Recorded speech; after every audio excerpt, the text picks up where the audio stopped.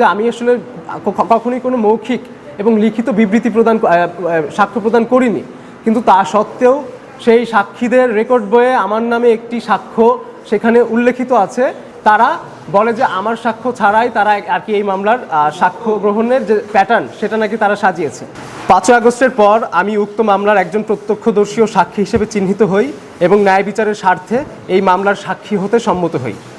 17 August শহীদ আবু সাঈদের বড় ভাই রমজান আলী, বয়স 42, বাদী হয়ে পেনাল কোড 1860 সালের 302 ধারা, 201 ধারা, 149 ধারা ও 34 ধারায় রংপুরের তাজহাট থানায় হত্যা মামলা দায়ের করেন। সেই মামলার জিআর নম্বর 111/2024। আমি বরাবরই আসলে অপেক্ষা করে এসেছি যে এই মামলার সাক্ষ্য গ্রহণের জন্য কবে আমাকে ডাকা হবে। আপনারা জানেন, সেটি সংবাদপত্রে এসেছে 3-4 দিন আগে আবু সাঈদ ভাইয়ের পরিবার সহ আমাদের একজন সাক্ষী আরমান হোসেন ভাই তারা মিলে আর কি ট্রাইব্যুনালে যায়। এই মামলাটি আসলে বর্তমান প্রেক্ষাপট কী এবং তাদের 9 তারিখ ঘিরে তাদের আসলে প্রস্তুতি কী, এবং তারা সেখানে যাওয়ার পরে যে কজনের সাক্ষ্য গ্রহণ করা হয়নি, বিশেষ করে আমার কথাটি তারা যখন ওখানে জিজ্ঞেস করে, তারা বলে যে আমার সাক্ষ্য ছাড়াই তারা আর কি এই মামলার সাক্ষ্য গ্রহণের যে প্যাটার্ন সেটা নাকি তারা সাজিয়েছে।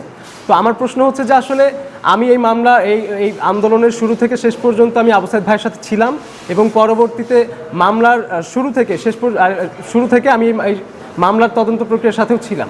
তো আমার তদন্ত গ্রহণ না করা হলে এই তদন্ত প্রক্রিয়া বা এই সাক্ষ্য গ্রহণ প্রক্রিয়াটা কীভাবে আসলে তারা কতটা স্বচ্ছ হলো বা এটা কতটা গ্রহণযোগ্য হলো সেটার একটা প্রশ্ন জাগে। তো সেই জায়গা থেকে গত 4 তারিখ পর্যন্ত তাদের যাওয়ার আগ পর্যন্ত আমি অপেক্ষা করেছি তারা আসলে কী আপডেট নিয়ে আসবে, এবং তারা আপডেট নিয়ে আসার পরে আসলে আমি ব্যক্তিগতভাবে আমি যেটা একটু আগে উল্লেখ করলাম যে আমি আসলে কখনোই কোনো মৌখিক এবং লিখিত বিবৃতি সাক্ষ্য প্রদান করিনি, কিন্তু তা সত্ত্বেও সেই সাক্ষীদের রেকর্ড বইয়ে আমার নামে একটি সাক্ষ্য সেখানে উল্লেখিত আছে।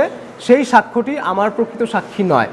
সেই কারণেই মূলত এখন আমি রায় গ্রহণের পূর্বে আমার ব্যক্তিগত অবস্থান স্পষ্টকরণে আজকের এই সংবাদ সম্মেলনের আমি আর কি প্রয়োজন অনুভব করেছি।